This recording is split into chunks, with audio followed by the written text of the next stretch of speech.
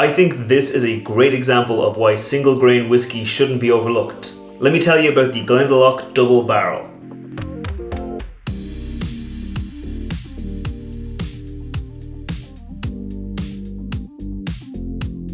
Welcome back to the channel. I'm Matt, I'm the whiskey nerd, and like I said, this is the Glendalough Double Barrel Single Grain Irish Whiskey. So let me get it into the glass and I'll tell you a little bit more about it. Now this is coming from the Glendalough Distillery in Glendalough in Ireland, and they put out some interesting gins and putchins and a few whiskies. I think they're still using completely sourced stock for their whiskies, but they do intend on moving into the whiskey scene eventually. They've got a couple of nice whiskies like a 7-year-old single malt, a 13-year-old single malt, and this one, the Double Barrel Single Grain. I think single grain is a pretty overlooked whiskey style oftentimes because people can focus on the single malts, on the pot stills, and they kind of ignore single grain whiskey because sometimes people think, well, in a blended whiskey, it's some malt and some grain, and the malt is there to improve the grain. But if you're starting from a good single grain whiskey, you can actually have a really, really nice whiskey. Also, the whiskey can take on the flavors of barrels very well because it's a kind of a lighter, more kind of open, sweet style of whiskey. So if you put in a barrel that has a nice influence, you can really get that into the whiskey, and that's what Glendalough have tried to do with this one. So they say that that the whiskey has sucked the marrow out of 2 different barrels. So one would be an American bourbon barrel and the other would be an Oloroso sherry cask. So the bourbon barrel is going to give you sweetness, it's going to give you vanilla, it's going to give you caramel, maybe some kind of brown sugar notes, and then the Oloroso sherry cask is going to give you dried fruits, nuttiness, raisins, and some really nice rich notes. The whiskey does come in at 42% alcohol by volume or 84 proof, and it is non-chill filtered, so it's a little bit, just a skosh over the 40% floor, and that's always a good sign for me. I'm always happy to see whiskies don't come out at that 40%. I'm happy to see whiskies come out a little bit more, so hopefully it does deliver a bit more flavor. So let's go in for the nose. Cheers. This is why I like single grain whiskies as a category. I think, like I said, it's an overlooked style. Some people ignore it, but it really does have the ability to let the barrel characteristic shine through. This whiskey definitely has some Oloroso sherry notes. It's very immediately obvious that there's a good Oloroso sherry influence in this whiskey. It's nice, it's rich, it's dried fruits, it's those kind of very juicy, dark fruits. But then behind that, you've got the whiskey. So single grain whiskey, if it's done well, it has this light, kind of creamy, almost buttery texture, and that's definitely coming through here. This kind of almost butterscotch toffee. Instead of being like just pure caramel, it's this butterscotch note. Very nice. There's a nice bit of kind of almost like a citrus note coming through again from that sherry influence. Very nice.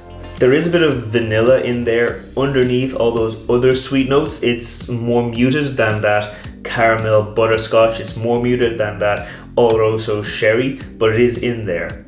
There's also a little bit of oakiness coming through. Not a huge amount, but you can definitely get a bit of that oak influence coming through as well as all those other notes. Yeah, the nose is just nice and rich and has a lot of flavor. So let's see if that delivers into the palate. Cheers. Again, that sherry influence is very apparent. You got the spiciness, you got the taste of a sherry. I mean, it's quite hard to deny there's a sherry influence in here. It's got this spiciness, this dark fruits, this kind of oakiness coming through. And then as that kind of fades away into the mid palate, you get this nice kind of burst of vanilla. On the nose, I wasn't getting as much vanilla as I'm getting on the palate. Much more vanilla coming through.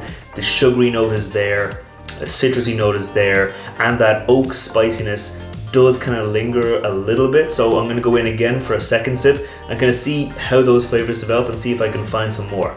Cheers. In terms of spiciness, I wouldn't say peppery spice. That's not coming through. It's almost like a ginger spice, you know, where it has a little bit of heat coming through from ginger, like that raw ginger taste. That kind of spiciness is coming through. Wouldn't really be going into, say, a cinnamon or clove. Well, maybe a little bit of clove, but it's definitely more on that gingery side of spice. The citrus, it's not very tart citrus. It's like an orange citrus, nice and rounded out, and the sugary note is kind of like the top of a creme brulee where you get that little bit of char on it. That's probably reminiscent of the oak influence, because there is a nice bit of oak influence coming through on the palate. There is a little bit of orchard fruits, maybe not apples, but maybe pears coming through. I think this whiskey was originally produced by the Cooley distillery, and their whiskey is known for having kind of orchard fruits, apples and pears coming through. I am getting a little bit of a spiced pear note coming through in this whiskey. But yeah, the palate delivered a nice kind of continuation from the nose. I'm gonna say I think the finish was a little bit short, so I'm gonna go in again and look at the finish and see how that goes. Cheers. On the finish, getting the oakiness comes through, the sweetness, the vanilla, the brown sugar, they all fade away pretty quickly. The oak influence, that sherry influence, they hang on. I'm maybe getting a touch of hazelnut is coming up when those other influences are sinking down. Touch of nuttiness coming through.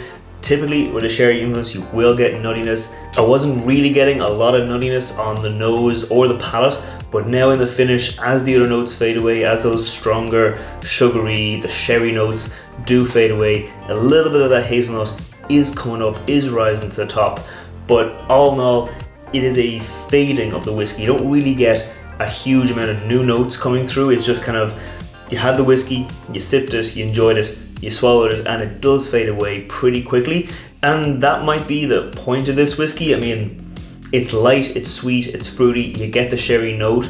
It's definitely a sipping whiskey. Like, you can go to this, you can have a couple of glasses of this. It's not overly complicated, it's not overly challenging. It's just a nice whiskey, you can pour a glass of it. It's also very fairly priced. I mean, it's not an expensive whiskey, so it's one of those whiskeys you can get, you can have on your shelf, you can pour a few glasses. Like I said, I do enjoy single grain whiskies when they're done well, and I think this is a pretty good single grain whiskey. The sweetness of it might not be for everyone. I mean, typically I like kind of sweeter whiskeys. I like whiskeys on that sweeter side.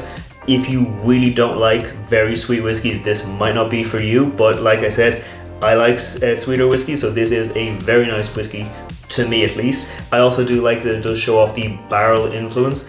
Because single grain is a lighter whiskey, you get that Oloroso sherry influence. It's very apparent, and you can really pick out where that influence has had an effect on the whiskey.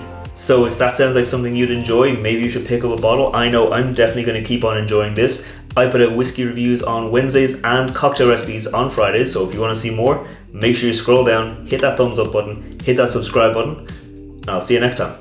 Sláinte.